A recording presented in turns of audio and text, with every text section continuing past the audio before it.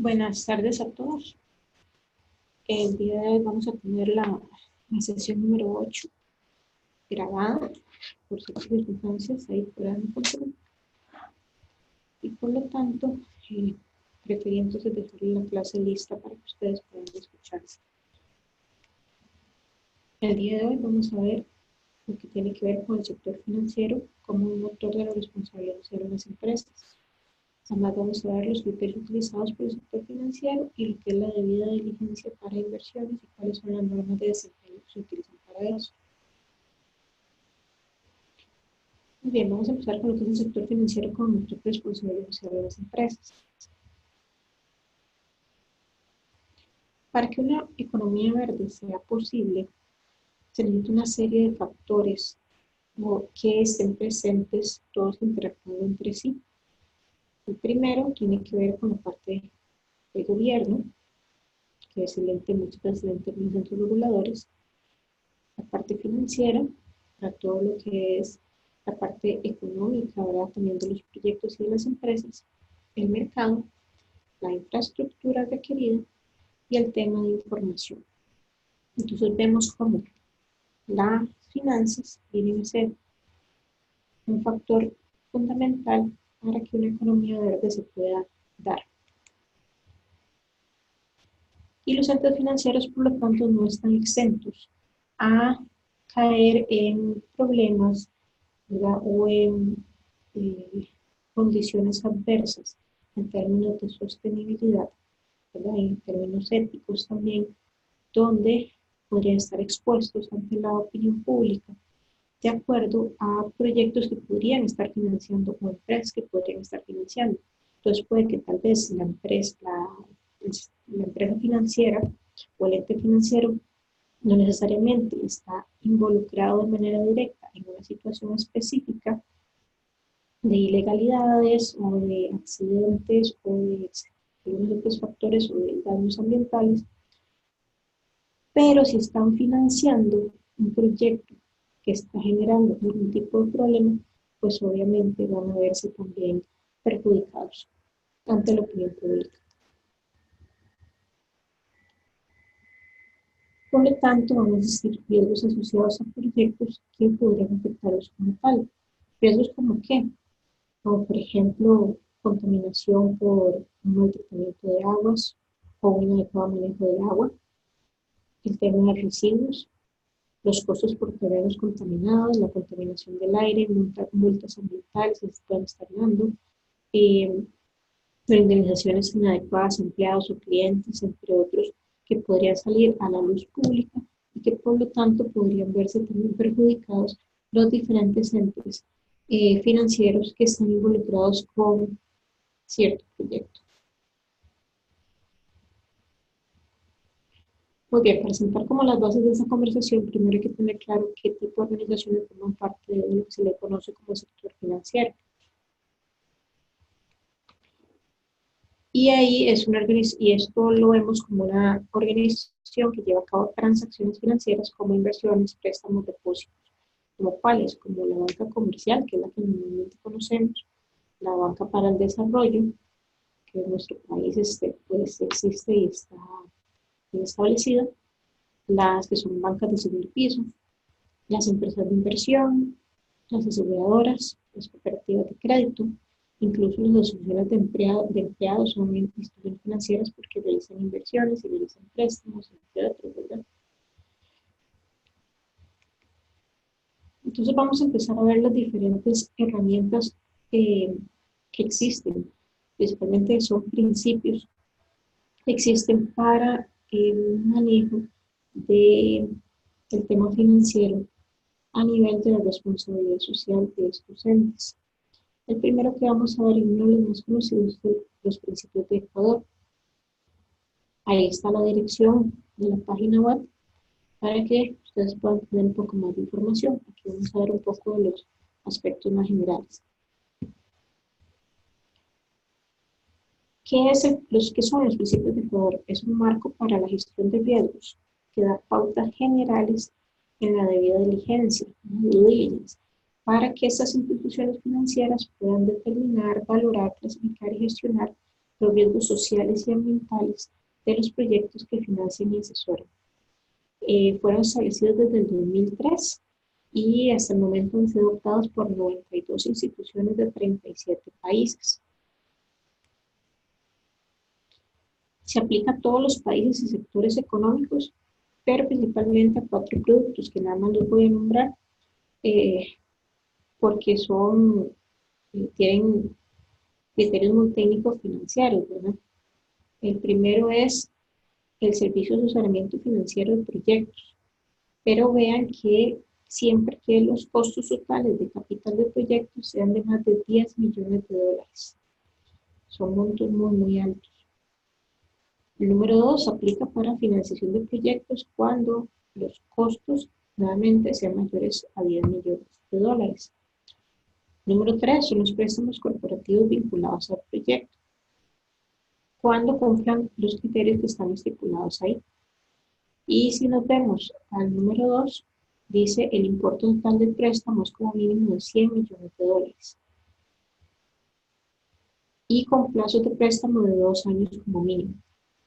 Y el número 4 son los préstamos puentes. Los préstamos puentes son como cuando hay imprevistos, son los que se dan como más rápido, pero pensando en que después se vaya a dar uno más grande, un préstamo mayor, digamos. Dice que son préstamos puente con plazo inferior a 2 años que vayan a refinanciarse mediante financiación de proyectos o con un préstamo corporativo vinculado, ahora que eran nosotros que habíamos visto arriba. Entonces, para este tipo de productos es que va a aplicar los principios de Ecuador, o sea, vemos que son cosas muy, muy, muy grandes, proyectos muy grandes, donde hay mucho en juego. ¿Cuáles son los 10 principios de Ecuador? El primero es revisión y categorización. El segundo es evaluación ambiental y social. Normas ambientales y sociales aplicables. Ven que esos ya hemos visto. Lo mismo que el 4, sistema de gestión ambiental y social y plan de acción de los principios de Ecuador. El 5, la participación de los grupos de interés. Ustedes también pues ya han visto en otros cursos de la maestría. El 6, el mecanismo de quejas, revisión independiente, los compromisos contractuales, el seguimiento independiente y reporte, y la presentación de informes y transparencia, ¿verdad? Que está relacionado también pues, con los reportes de sostenibilidad, no exactamente los mismos, pero sí tienen un principio similar. Ese es un ejemplo de la página del grupo Bancolombia, ¿verdad? Este grupo financiero, donde ellos están adheridos a los principios de Ecuador, y aquí vemos que se muestra un cuadrito de la forma en que ellos deben de reportar, de acuerdo al sector y al proyecto. Ven que, por ejemplo, aquí el ejemplo del sector de energía y el tema de infraestructura, la categoría de los proyectos que están ahí, ¿verdad? Y una serie de otro tipo de información que se les solicita. Los principios de Ecuador tienen 3 tipos de categoría para lo que son los proyectos. La categoría A son los proyectos que tienen un potencial de riesgo o ciertos impactos muy grandes o muy adversos, que podrían ser incluso reversibles, ¿verdad? Son esos que tienen la lucecita roja puesta. La categoría B podrían ser proyectos que tienen potenciales riesgos o impactos adversos, pero que podrían ser o no son tan complicados de abordar, ¿verdad? Y que podrían ser reversibles, ¿verdad? Entonces, ahí a nivel de plan de acción, pues podríamos entonces también tratar de erradicarlos. Y la categoría C son proyectos que suponen un riesgo o un impacto ambiental y social mínimo, ¿verdad? O que no son tan perjudiciales.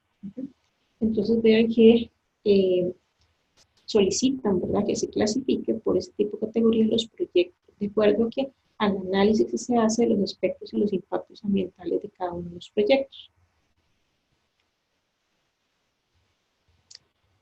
Ok, otros de los principios que existen para lo que es la inversión responsable, data del año 2006, son los principios para la inversión responsable, precisamente. ¿Bien? Esto es una iniciativa que nace desde Naciones Unidas, desde la iniciativa financiera de lo que antes se llamaba el Programa de Naciones Unidas para el Medio Ambiente, ¿verdad? Que ahora se llama ONU Ambiente, y el Pacto Mundial. Ambas son iniciativas de Naciones Unidas. Los principios de la inversión responsable trabajan con una red internacional de signatarios que lo que hacen es poner en práctica 6 principios. ¿Qué es lo que busca? Entender el impacto de las cuestiones ambientales, sociales y gubernamentales en las inversiones y asesorar a esos signatarios para integrar sus asuntos a sus decisiones sobre inversiones y propiedad. Ahí está la página web.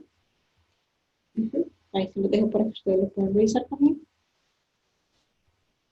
Y nos dice además que fueron desarrollados por inversores, o sea, no fueron desarrollados directamente por Naciones Unidas, sino que fue un proceso participativo donde invitaron a una serie de inversores, a la gente que realmente sabe de este tema, con un marco, ¿verdad?, de parte de Naciones Unidas, con ese respaldo de parte de Naciones Unidas. Para esos principios hay más de 1.400 signatarios en más de 50 países y que representan activos por 59 billones de dólares. O sea, realmente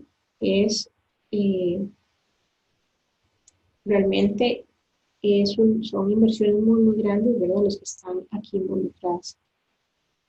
Importante, bueno, ahí donde dice ESG, ahora vamos a ver, estamos refiriéndonos a cuestiones ambientales, sociales y gobernanza corporativa. Entonces tenemos que son los 6 principios de inversión responsable. Uno es incorporar las cuestiones ambientales, sociales y de gobernanza corporativa a los procesos de análisis y de toma de decisiones en lo que se refiere a inversiones. El segundo principio tiene que ver con ser pionero en incorporar las cuestiones ambientales, sociales y de gobernanza a las prácticas y políticas de propiedad. El número 3 tiene que decir o habla sobre buscar una divulgación transparente de esas cuestiones por parte de las entidades en las que los entes financieros estarían invirtiendo. El cuarto principio tiene que ver con promover la aceptación y la aplicación de los principios en el sector de las inversiones.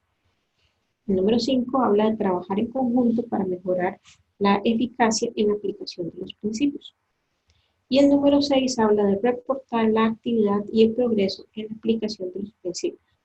Entonces ustedes ven, si empezamos a relacionar los que vamos a ir viendo, se van a dar cuenta que todos van como por la misma línea. Tal vez uno abarca un cierto tema u otro, pero todos van como en esa misma línea de tratar de conocer cuáles son los impactos ambientales y sociales que se van dando en los proyectos y tratar de mitigarlos de una u otra forma. Entonces, y aparte hacer todo ese proceso de divulgación, de transparencia, y el tema de reporte también pues está involucrado en todo esto. Ahí hay un ejemplo de una partecita de la parte de estrategia y gobernanza, donde se ven los diferentes indicadores, ¿verdad?, que ellos están proponiendo, y la calificación que se obtiene de cada uno de esos indicadores. Y ahí hay un ejemplo de un reporte de transparencia, ¿verdad? Le llaman de de 2019, de EQT, ¿verdad?, que es una entidad financiera. Entonces ellos en su página web ponen el reporte y ese es una tabla de la parte de private equity,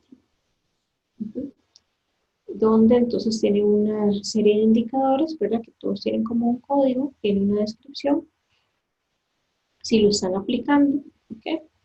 Y cómo están aplicándolo a nivel de los 6 principios. ¿Okay?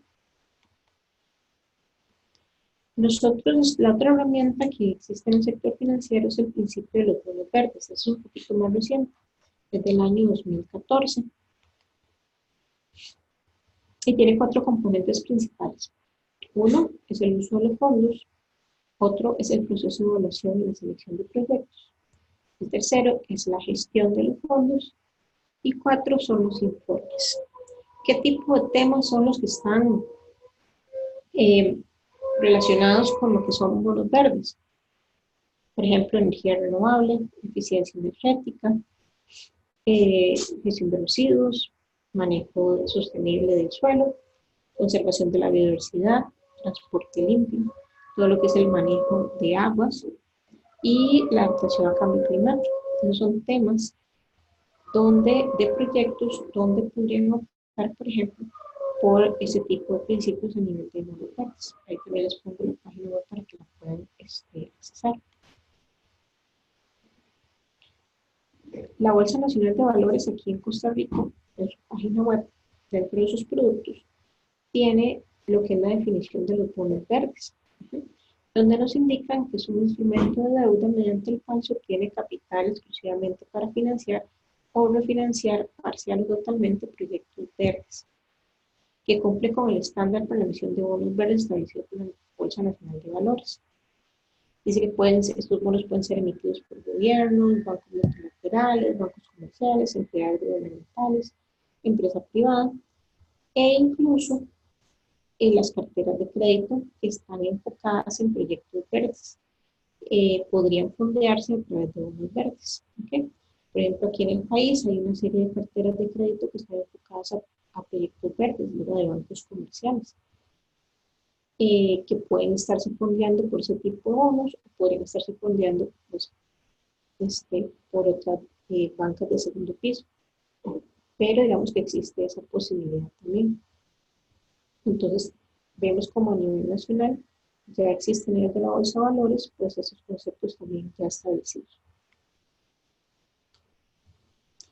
Y el último que les quería mencionar son los 10 principios para el impacto positivo de las finanzas. Esa también es una iniciativa de Naciones Unidas, ¿verdad? También del año 2017, es la más reciente de todas, porque tiene apenas un poquito más de 2 años de haberse establecido.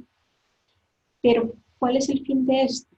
Es tener un marco común para financiar los objetivos de desarrollo sostenible. ¿Okay? Vean que el objetivo de esta es un poquito diferente. Ahí está la página web también. Esta fue desarrollada por el sector privado financiero con expertos de la iniciativa financiera de un ambiente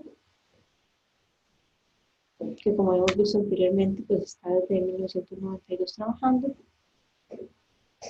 Cerca de 20 organizaciones del sector financiero son las impulsoras de estos principios. Tienen cerca de 6.6 billones de dólares activos.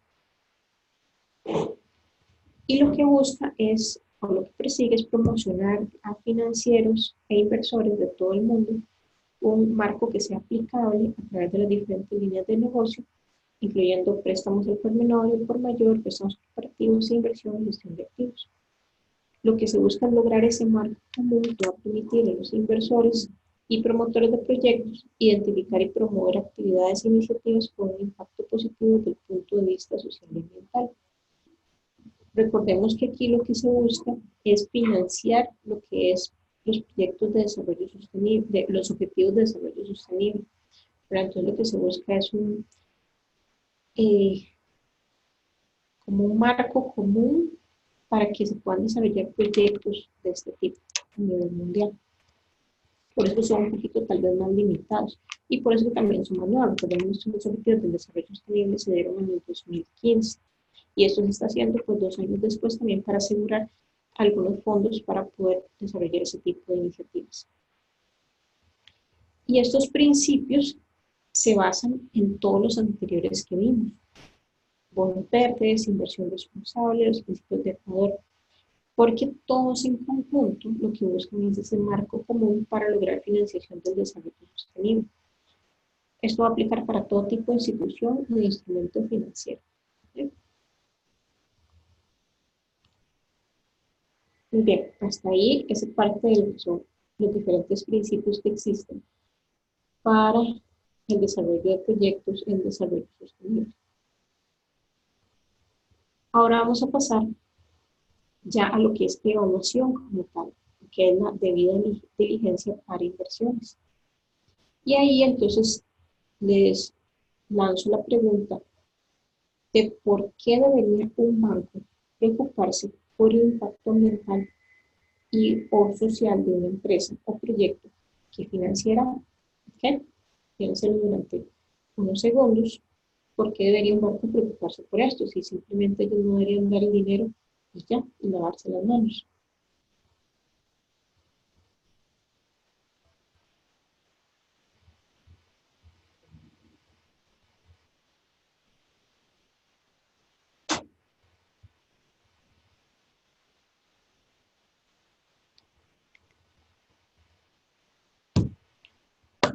Otra pregunta.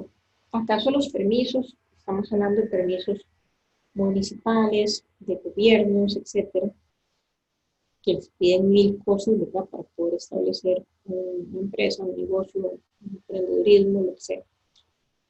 Todos los permisos que la empresa tiene van a brindar una garantía real del 100% de que una empresa cumple con todo, en todo momento con la ley. Esos permisos nos dan esa garantía. ¿Qué pasa si, el ejemplo que les pongo ahí, se concede un préstamo a una fábrica de pinturas, de químicos, ponga el nombre que quieran? ¿Qué pasa si la empresa enfrenta un problema grave? Por ejemplo, que esos productos químicos se da una fuga, se quiebra una tubería, lo que sea, contaminan un río, el suelo, una comunidad, o incluso que los trabajadores se lleguen a envenenar por un manejo inadecuado de o por malas prácticas de seguridad ocupacional dentro de la planta. ¿Cómo podría afectar eso al banco que otorgó un préstamo, por ejemplo, para una ampliación de esa planta? ¿Mm? Entonces, ¿cómo lo podría afectar? ¿Lo afectaría o no lo afectaría? ¿Qué tiene que ver el banco ahí? ¿Okay? Resulta que en muchos países esos permisos oficiales no van a ser garantía de que la empresa realmente va a cumplir con los requisitos legales. Muchas veces esos organismos reguladores no tienen la capacidad o los recursos para evaluar y controlar el cumplimiento. Veámoslo en el caso de Costa Rica, donde para sacar un permiso de el permiso de salud, por ejemplo, el permiso sanitario de funcionamiento, usted lleva los papeles al Ministerio de Salud y realmente en muy pocas ocasiones llega un funcionario del Ministerio de Salud a verificar que realmente eso está dándose. O llega cuando ya está en funcionamiento, o sea, ya cuando el permiso se otorgó. Entonces, ¿por qué? Porque hay una falta de recursos principalmente. No voy a hablar de capacidad, pero sí hay una falta de recursos. Los recursos son limitados a nivel de este tipo de entidades y por lo tanto es complicado pues que lleguen a verificar y hacer un control real de todo ese cumplimiento. También podría darse, ¿verdad? Que las empresas reciban permisos no tan transparentes, ¿verdad? Que también se puede dar. Incluso si esos permisos se dieron de la manera que debe ser adecuada, nunca puede haber una garantía de que, por ejemplo, no ocurra un accidente. Ya lo hemos hablado en otras sesiones, donde, incluso cuando hablamos de los sistemas de gestión, donde vemos que si no existe una adecuada identificación de los riesgos, y yo no sé cómo actuar en el caso de que uno de estos riesgos se materialice, y se da una situación que yo no sé controlar, podría convertirse en un gran problema. La empresa podría enfrentar acciones legales si se considera que ha sido negligente o tiene incumplimientos legales, ¿verdad? Podrían darse altas multas. Y por lo tanto, ¿qué pasa si la empresa tiene que pagar multas y esa va a ser su prioridad? Podría llegar a tener dificultades para pagar el préstamo bancario, por ejemplo. Y entonces el banco no solo tendría problemas de morosidad, sino que también podría verse enfrentado o expuesto a un riesgo reputacional también. ¿Por qué? Porque ustedes saben que si la empresa llega a exponer el caso y empieza a ligar a la empresa el proyecto con el banco que la financió, pues entonces ahí se podría ver también pues manchada su imagen. Entonces, nuevamente, ¿por qué un banco debería preocuparse por el impacto ambiental o social? Bueno, hay un aspecto de valores, ¿verdad? Los valores que guían la razón de ser del banco. Hay un aspecto de riesgo, como ese riesgo reputacional o de morosidad en el pago del préstamo. Hay un aspecto de oportunidad, por ejemplo, para poder optar por fondos para proyectos de eficiencia energética, apoyo entre emprendimientos, etcétera, ¿verdad? Poder explorar otro tipo de mercados, como lo que hablábamos, por ejemplo, con los bonos verdes. Y por cumplimiento, ¿verdad? Por normativa, el banco podría estar obligado a verificar cumplimiento legal e impacto de sus inversiones. Amarrado con el tema cumplimiento de oportunidad, hay muchos fondeadores, o sea, o bancos de segundo piso, etcétera, que para poder brindar cierto tipo de recursos a bancos comerciales, les exigen contar con ciertos criterios de sostenibilidad ambientales y sociales, o que verifiquen que eh, o que los proyectos donde van a ir estos dineros o las empresas en las que van a financiar cumplen con ciertos contenidos relacionados con temas de sostenibilidad. ¿Qué tipo de temas ambientales y sociales relacionados con la empresa debería importarle al banco? Están todos los temas a nivel ambiental, por ejemplo, contaminación de aire, agua, suelo, todo lo que tiene que ver con emisiones de gases de efecto invernadero, todo lo que relacionado con cambio climático, todo lo que tiene que ver con biodiversidad y los daños a ecosistemas, problemas de salud y la seguridad ocupacional y pública, ¿verdad? Tanto adentro como hacia afuera de la empresa. Todo lo que tiene que ver con violación de normas laborales, un ejemplo muy claro es el trabajo infantil. Los daños al patrimonio cultural, el resentamiento involuntario de personas, por ejemplo, debido a la expansión de la fábrica, la violación a los derechos e intereses de las personas vulnerables, por ejemplo, indígenas. Ahora bien, ¿los impactos de la empresa implican riesgo para el banco? Es un rotundo sí. Aparte de los impactos ambientales y sociales, ¿qué va a implicar para la empresa? Un impacto financiero, un impacto legal y un impacto reputacional. ¿Y qué va a implicar eso para el banco? Si la empresa tiene un impacto financiero, para el banco implica un riesgo crediticio. Si para la empresa hay un impacto legal, para el banco implica un riesgo legal, por ejemplo, si tiene una vinculación legal con el proyecto u operación de la empresa. Y si para la empresa implica un impacto reputacional, para el banco de igual manera va a haber un riesgo reputacional. Entonces, vean cómo todo va ligado. Entonces, no podemos hacernos entidad financiera de la vista gorda porque realmente podríamos tener consecuencias si no tenemos tan claro cuáles son los riesgos en los que incurrimos a la hora de dar un préstamo.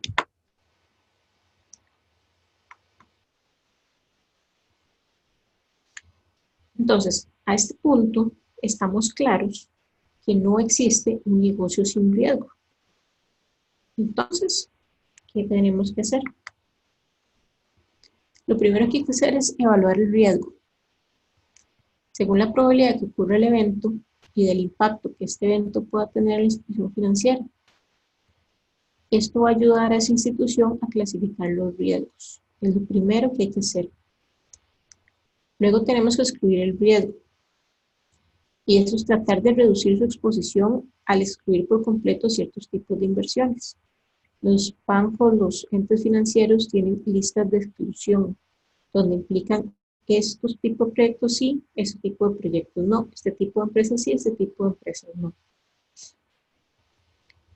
El tema de transferencia, donde las instituciones financieras pueden transferir riesgos en parte a clientes o terceros. ¿Cómo? por ejemplo, cobrando primas de riesgo a los prestatarios, exigiendo garantías de préstamos, que es lo más normal, o contratando seguros. Entonces, de esa manera se transfiere cierta parte del riesgo al cliente o a un tercero. Otra manera que también se hace es que se les indica al prestatario que tiene que tomar medidas de mitigación a los riesgos antes de optar por el préstamo. Por ejemplo, una planta de tratamiento de aguas, filtros de aire, mejoras en las condiciones ocupacionales, etc. Mejoras en los horarios de trabajo, pueden ser realmente pues, varios aspectos que se podrían considerar o tomar en consideración en este caso. Y lo último sería el de mitigar el riesgo. Las instituciones financieras no pueden evitar o transferir todos los riesgos. Por lo tanto, tienen que aceptar y mitigar algunos riesgos si quieren permanecer en el negocio. Pues todos pues también tienen que asumir, no pueden transferirlo todo y tienen que asumir también una parte de eso. Pues ellos van a ser parte de ese proceso. ¿Qué son las medidas típicas? Por ejemplo, un mejor diseño del producto financiero, me estoy refiriendo. La diversificación de la cartera de préstamos, ¿verdad? No poner los huevos en una sola canasta. La debida diligencia y el aprovisionamiento para posibles pérdidas relacionadas con el riesgo. Para poder identificar, hacer esta primera parte de la evaluación del riesgo, existen una de las opciones que hay es las normas de desempeño de IFC, que esto es del Banco Mundial, del Grupo Banco Mundial, pero que han sido adoptadas por muchas organizaciones como un componente clave de su gestión de riesgo ambiental y social. Son referencia internacional, son las más usadas realmente para poder hacer este tipo de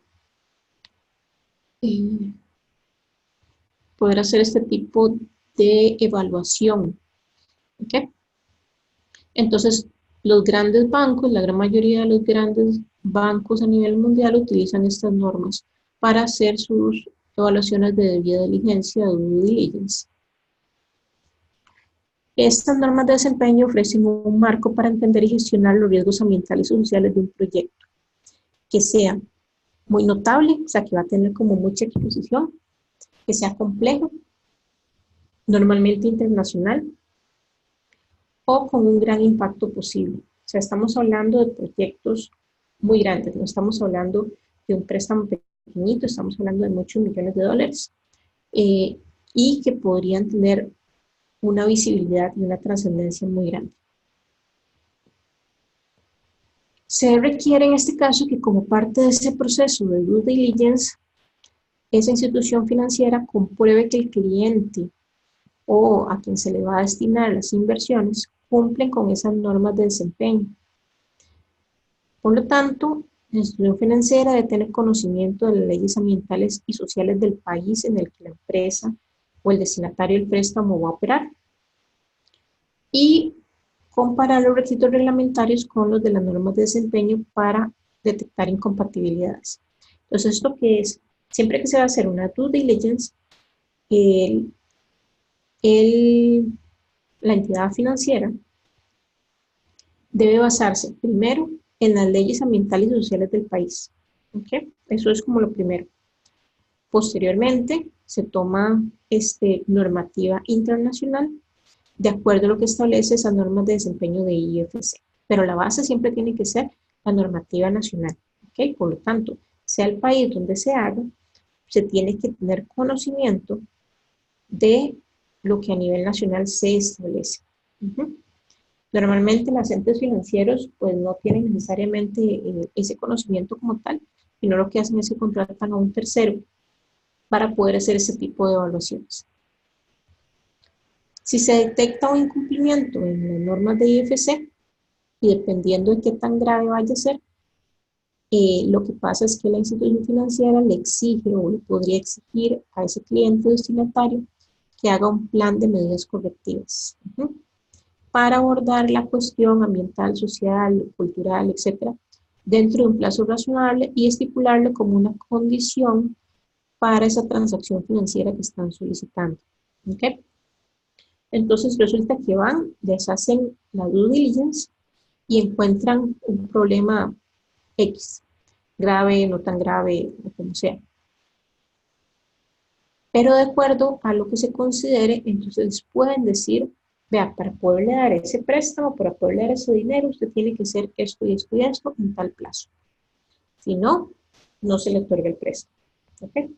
¿Por qué? Porque el banco no se va a jugar o el ente financiero no se va a jugar el riesgo de que esa situación se materialice. ¿Okay?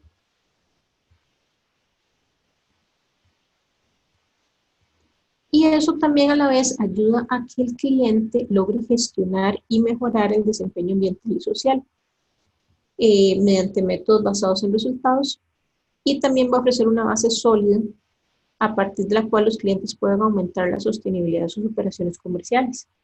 ¿Por qué? Porque si usted necesita el dinero, entonces es una motivación para tratar de cumplir con los criterios de sostenibilidad. Y sabe que durante el proceso del pago del préstamo, esta entidad financiera también va a estar encima evaluando que se mantenga con los criterios de sostenibilidad. ¿Okay? Entonces, sea como sea, ayuda a que a nivel de gestión, a nivel de cultura, si no se ha interiorizado anteriormente ese tipo de criterios, entonces se va a hacer. Ahora bien, vamos a ver, pensémoslo de una manera un poco más cruda. Si una entidad financiera solicita que se haga una due diligence y la empresa no tiene absolutamente nada, pero nada en temas de sostenibilidad y sale rojo en todos los criterios que hay que evaluar, muy probablemente no va a pasar a un siguiente nivel para el préstamo. Mientras que si una empresa ya tiene cierto tipo de aspectos controlados en la parte ambiental, si cumple con la legislación a nivel ocupacional, laboral, si tiene buenas relaciones con la comunidad, etcétera, y se le hace una due diligence, si son algunos aspectos nada más que hay que mejorar, entonces hay más probabilidad de que se le prenda el préstamo. Así que realmente este tipo de fondos normalmente están hechos para empresas que sí están como más matriculadas, digamos, con este tipo de,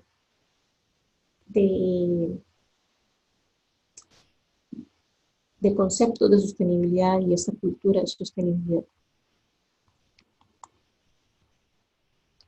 Muy bien, las normas de desempeño de la IFC cubren 8 temas específicos. Ahí viene la descripción, yo no se los voy a dar, ahí la pueden leer después. El primero es, la primera norma, pues el primer tema son los sistemas de evaluación y gestión ambiental y social. Es cómo se gestiona, básicamente, cómo se gestiona los temas ambientales y sociales en la empresa y hacia afuera también a nivel de comunidad. El tema número 2 tiene que ver con trabajo y condiciones laborales. Y aquí se evalúa todo lo que tiene que ver con la fuerza laboral, incluso el cumplimiento de todas las condiciones a nivel legal también. El número 3 tiene que ver con la prevención y disminución de la contaminación. Y esos son entonces ya temas ambientales propiamente, ¿verdad? Con qué tomo y qué estoy generando, ¿verdad? Si recordamos cuando veamos los temas de producción más limpia, ¿verdad? Cuando hablamos de los MARPS, ¿verdad? Entonces, ¿qué estoy haciendo yo para disminuir la contaminación para prevenir o disminuir la contaminación que se me podría estar generando por esos MARPS que estoy produciendo? ¿Okay? El cuarto tema tiene que ver con la salud, protección y seguridad de la comunidad. ¿Okay? Y ahí estamos hablando de toda esa relación que se da a nivel de comunidad. El tema 8 tiene que ver con adquisición de tierras y asentamiento involuntario, conservación de la biodiversidad y gestión sostenible de recursos naturales, pueblos indígenas y todo lo que es el patrimonio cultural.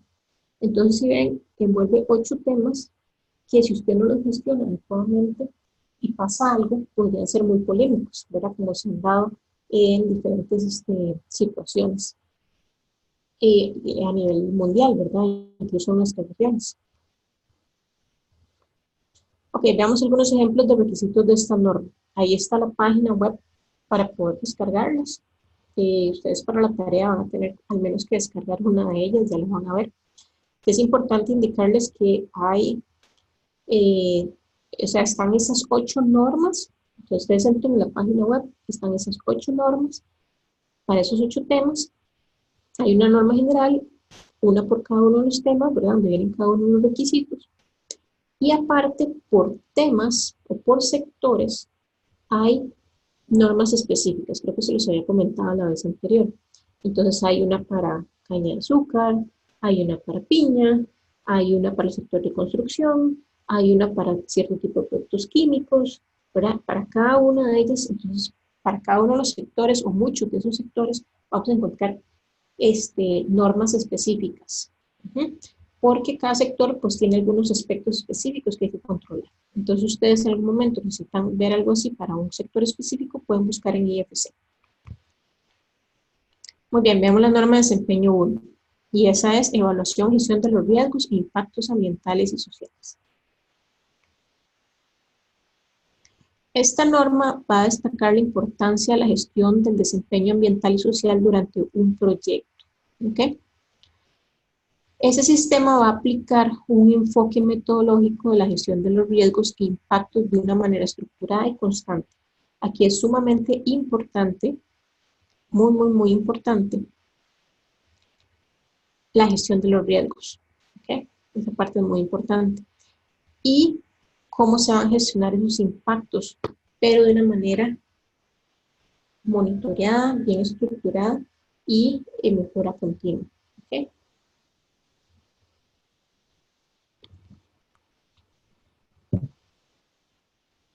En este caso, ese sistema de gestión va a incorporar elementos como los que hemos visto, cualquier otro sistema de política, identificación de riesgos e impactos, programas de gestión, capacidad y competencias organizativas, preparación y respuesta ante emergencias, participación de los actores sociales, seguimiento y evaluación. Ok, aquí es importante algo. No necesariamente, aquí no nos dicen específicamente, tiene que tener un ISO 9, tiene que tener un ISO 14, un ISO 45, no. Pero si la empresa demuestra tener alguno de estos, entonces puede demostrar más fácilmente el cumplimiento de la norma de desempeño 1. Puede que ni siquiera lo tenga certificado, pero si demuestra tener toda la estructura, entonces es más fácil que se pueda verificar de esta manera.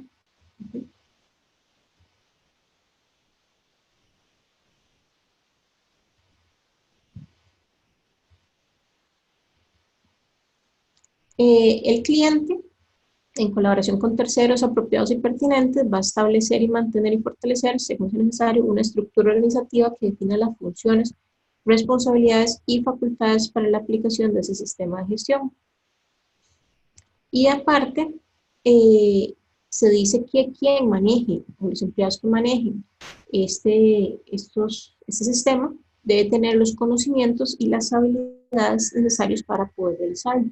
Y deben ser, o debe poder demostrarse que tiene las habilidades para eso, como por medio de, por ejemplo, capacitaciones que se les hayan dado, etc. ¿Qué más tenemos a nivel de norma de desempeño 1? Debe ser un sistema de preparación, debe tener un sistema o mantener un sistema de preparación y respuesta ante situaciones de emergencia. Eso es muy importante, tienen que saber cómo actuar en caso de que se materialicen ciertos riesgos. Deben identificar los tipos de actores sociales, esos mapeos que siempre vamos a tener que hacer. El cliente facilitará a las comunidades afectadas acceso a la información pertinente. ¿Okay?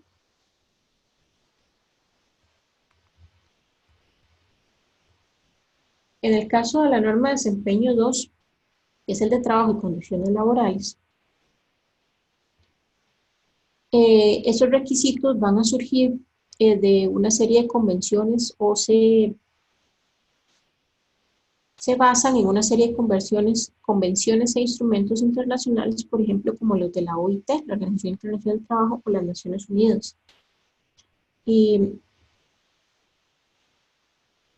esto va a aplicar para los trabajadores contratados directamente por el cliente, sus trabajadores directos, una planilla, o como le quieran llamar, a los trabajadores contratados a través de terceros para realizar trabajos relacionados con los procesos de negocios centrales del proyecto durante un tiempo considerable, para todo lo que son subcontratos, y a los trabajadores contratados por los proveedores principales del cliente, que son los trabajadores de la cadena de abastecimiento. Entonces vean que no es únicamente para los trabajadores directos de la empresa, sino que usted tiene que garantizar que está cumpliendo en condiciones laborales con subcontratos y que sus proveedores principales estén cumpliendo también con las condiciones a nivel legal y de convenciones de OIT que se tengan.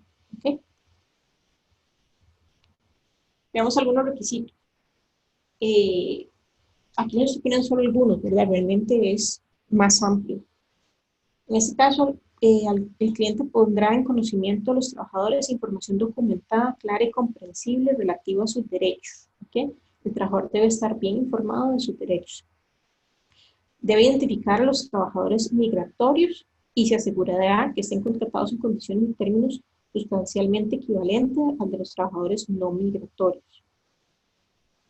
Basará las relaciones de empleo en el principio de igualdad de oportunidades y trato justo y eliminará todo principio de discriminación que se podría dar. Tiene que establecer un mecanismo de atención de quejas para los trabajadores. Y bueno, y organizaciones, cuando existan organizaciones, hablando de sindicatos, asociaciones, etc. El cliente no empleará niños en ninguna forma que constituya una explotación económica, que pueda ser peligrosa, que interfiera en la educación del niño o que sea nociva para la salud del niño o su desarrollo físico, mental, espiritual, moral o social. ¿Okay? Importante aquí, hay que tener muy claro qué es lo que dicta la legislación del país en términos de menores, ¿verdad? Porque en algunos casos se habla de 15 años, en otros casos se habla de 16 años, en otros casos se habla de 18 años. Entonces sí hay que tener como bien claro qué es lo que establece la legislación nacional. En algunos casos, por ejemplo, dice, pueden trabajar a partir de 16 años, pero solo en cierta cantidad de horas, etcétera, ¿verdad? Entonces hay que tener como bien claro qué es lo que nos establecen a nivel de legislación. Además nos dice que proporcionará a los trabajadores un entorno laboral seguro y saludable. La norma de desempeño número 3 nos habla de la eficiencia del uso de los recursos y la prevención de la contaminación, el tema ambiental. Y aquí hablamos de un uso más efectivo y eficaz de los recursos, así como aplicar tecnologías y prácticas para la prevención de la contaminación y la mitigación o prevención de las emisiones de gases de efecto invernadero. Dentro de los requisitos que nos pide la norma de desempeño 3 está que en el transcurso del ciclo de vida del proyecto, el cliente tendrá en cuenta las condiciones ambientales y aplicará los principios y técnicas de eficiencia en el uso de recursos y prevención de la contaminación. Además, durante el diseño y operación del proyecto, el cliente considerará alternativas e implementará opciones técnicas y financieramente factibles, eficaces en función de los costos para reducir esas emisiones. En el caso de los proyectos que se proyecten que producirán o que ya están produciendo cantidades equivalentes a más de 25.000 toneladas de dióxido de carbono anuales, el cliente deberá cuantificar las emisiones directas de las instalaciones que son de su propiedad o que están bajo su control. ¿Okay? Además, nos indica que debe evitar la generación de materiales de desecho peligrosos o no peligrosos y reducirá la generación de desechos. Los recuperará y los reutilizará de manera segura. Y en el caso de que todo esto no se pueda, pues los tratará y destruirá o eliminará de manera inocua para el medio ambiente. Además, deberá formular y aplicar un enfoque para el control integrado de plagas o el control integrado de vectores. La norma de desempeño número 4, que es la de salud y seguridad de la comunidad, nos dice que debe evitar o minimizar los riesgos e impactos para la salud y la seguridad de la comunidad que pueda derivarse de las actividades relacionadas con el proyecto, poniendo especial atención a los grupos vulnerables. ¿Qué nos pide esa norma de desempeño? Debe evaluar los riesgos e impactos para la salud y seguridad de las comunidades afectadas durante todo el ciclo del proyecto y establecer medidas de prevención y control acorde con buenas prácticas internacionales. Además nos dice que en el caso de un cliente que contrate directamente a empleados o contratistas para brindar seguridad a fin de proteger su personal y bienes, para evaluar los riesgos que podría implicar los arreglos de seguridad para quienes estén dentro o fuera del emplazamiento del proyecto. La norma de desempeño número 5 nos habla de la adquisición de tierras por asentamiento involuntario. Y aquí reconoce que la adquisición de tierras y las restricciones sobre el uso de la tierra relacionadas con el proyecto pueden tener impactos adversos sobre las comunidades y las personas que usan dichas tierras.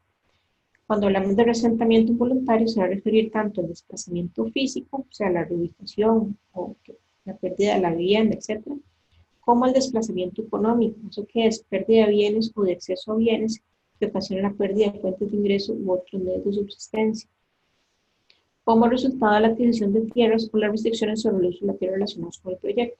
Entonces, no necesariamente es que se dé una reubicación, sino que, por ejemplo, se tiene que utilizar alguna tierra donde ciertas personas utilizaban, no sé, para plantar, ¿verdad? Y para sembrar, y por lo tanto entonces están perdiendo eh, recursos, ¿verdad?, que utilizaban para su bienestar económico. Claro, hay que analizar bien cómo son esos casos. Dentro de esta norma, el cliente debe considerar diseños alternativos viables del proyecto a fin de evitar o minimizar el desplazamiento físico o económico. Y en los casos en que no se pueda evitar el desplazamiento, el cliente debe ofrecer a las comunidades y personas desplazadas una indemnización por la pérdida del bien al costo total de reposición, así como otra asistencia para ayudarles a mejorar o restablecer su nivel de vida o sus medios de subsistencia. Además de trabajar con las comunidades afectadas, incluye las comunidades receptoras, usando el proceso de participación de los actores sociales, y debe además establecer mecanismos de atención a quejas para estos actores. La norma de desempeño 6 nos habla de la conservación de la biodiversidad y la gestión sostenible de recursos naturales vivos. Este se basa en el Convenio sobre la Diversidad Biológica y esta norma aborda la manera en que los clientes pueden gestionar de forma sostenible la biodiversidad y los servicios ecosistémicos y mitigar los impactos sobre ellos durante todo el ciclo de vida del proyecto. ¿Okay? Y los servicios ecosistémicos van a ser ese tipo de servicios que los diferentes recursos nos pueden estar otorgando. ¿Okay?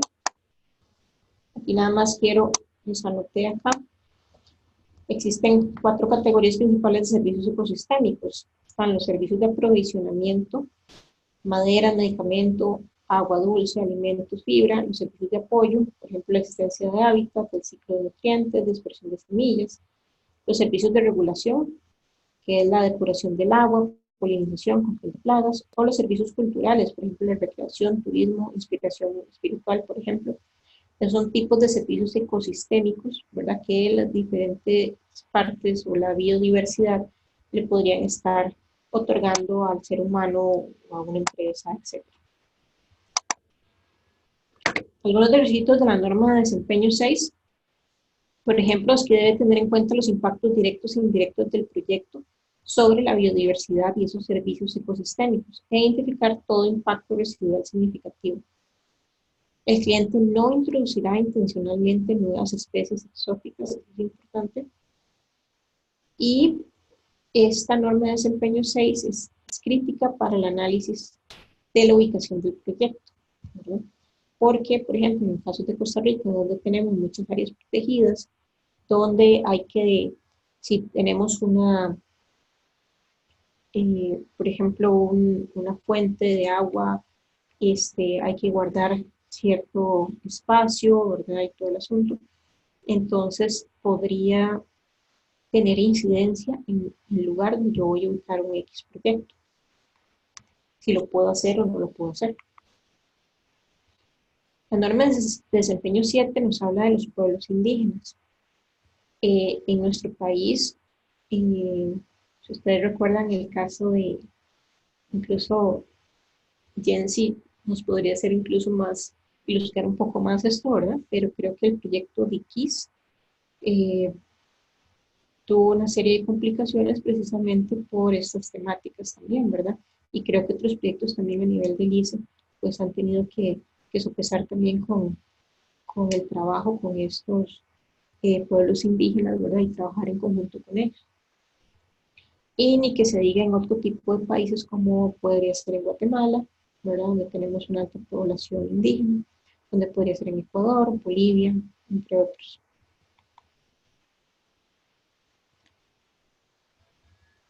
Y aquí la norma lo que busca realmente es que el cliente entienda que esos proyectos pueden crear oportunidades para los pueblos indígenas, de manera que participen y se beneficien de las actividades vinculadas a esos proyectos, ¿verdad?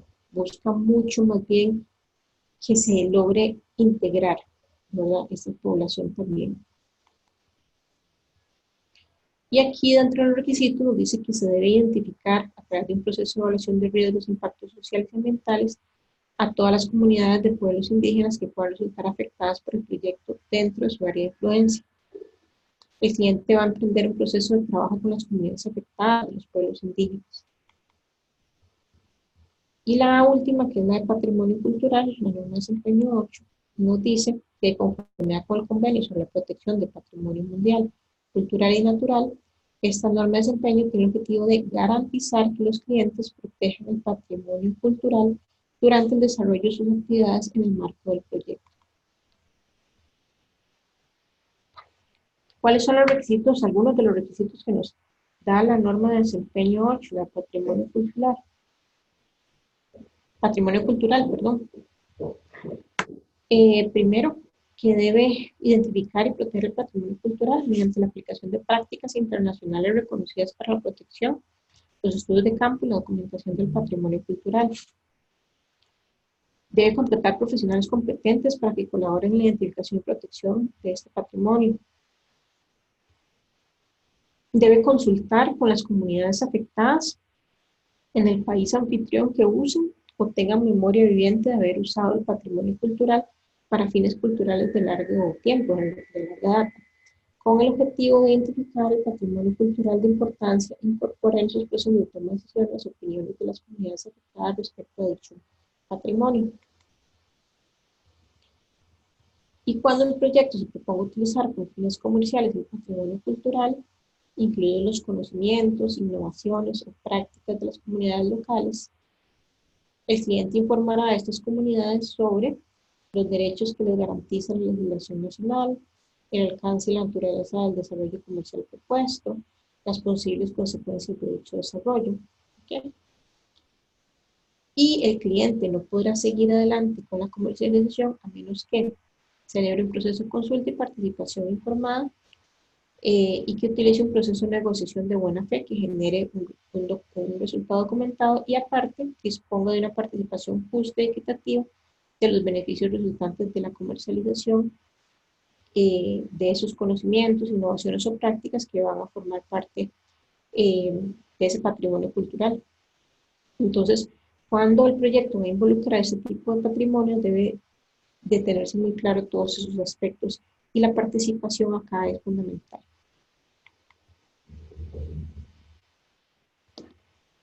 Esa es la página de, de IFC. ¿Okay? Entonces ustedes incluso pueden buscar ahí proyectos, ¿verdad? Como para tener más claro esa parte.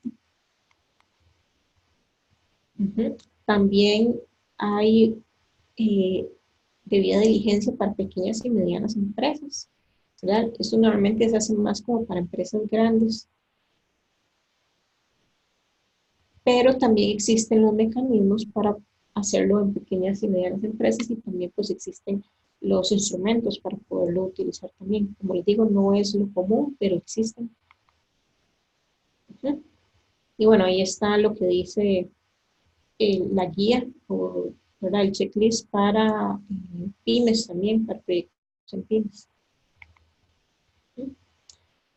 Y hasta aquí llega la información que les sería proporcionar el día de hoy. Y aquí está la tarea número 4, que varios ya me estaban preguntando que dónde estaba. Así que calma, que aquí está. La tarea número 4, ustedes van a investigar la situación que se presentó en Honduras con el asesinato de Berta Cáceres. Les pongo algunos links con información del caso, ¿verdad? Pueden buscar más información ahí donde ustedes puedan googlear ahí un poco. Y lo que les voy a pedir es que escriban un ensayo de unas 500 palabras. Realmente vean que 500 palabras es nada, conociéndolos a ustedes, sobre qué se pudo haber hecho según el estándar de desempeño número 7. Ahí les pongo el link, ahí está en español, para evitar este trágico desenlace. Si ustedes consideran que tienen que poner algún supuesto, lo indican en el documento. ¿Okay? Este trabajo, nuevamente, puede realizarse en parejas o de manera individual. ¿Okay? Pero entonces que refleje, de acuerdo al estándar o a la norma de desempeño 7, cómo pudimos haber evitado que esto se diera. ¿Okay? Si se hubiera aplicado esa norma de desempeño. ¿Okay? Entonces, para que ustedes revisen la información. Esta tarea es para el 30 de julio, o sea, dentro de un mes o un poco más de un mes. ¿Por qué? Porque para el resto de las lecciones ya tenemos algo asignado, ¿verdad? Ahora vamos a ver, la que sigue ya tenemos el avance del proyecto final, la que sigue ustedes tienen el proyecto de investigación, y entonces para el 30 de julio fue la que encontré que no tenía nada, y por lo tanto entonces vamos a hacer esa tarea número 4. Y con esa tarea número 4 cerraríamos las tareas. ¿Okay? No hay en este momento un repositorio en el aula virtual para que lo pongan, así que o me lo mandan por correo electrónico o me lo mandan o lo suben al Drive que se había hecho, local. Entonces ahí hay que hacer como una carpetita que diga tarea 4. Entonces en cualquiera de las dos formas me lo pueden enviar. ¿Okay?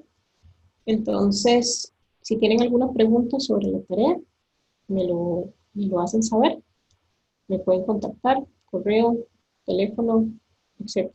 Ustedes tienen los medios para poderme contactar. La próxima lección sería el jueves 18 de julio, va a ser presencial.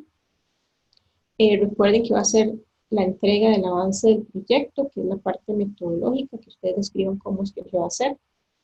Y recordamos que el 22 de julio son las exposiciones grupales de cada una de las diferentes normas o certificaciones, etcétera, que les asigné en clase virtual. Todos se tienen que preparar nuevamente. Todos tienen que estar listos para presentar. Como dijeron por ahí, ¿verdad? No sé si va a llevar naipes, vamos a hacer un juego o qué para asignar, pero todos tienen que estar preparados para exponerlo. ¿Ok? Para que lo tengan entonces presente. Creo que hasta hoy llegaríamos el día de hoy. Mil disculpas porque lo tuve que hacer grabado, pero como les dije al inicio,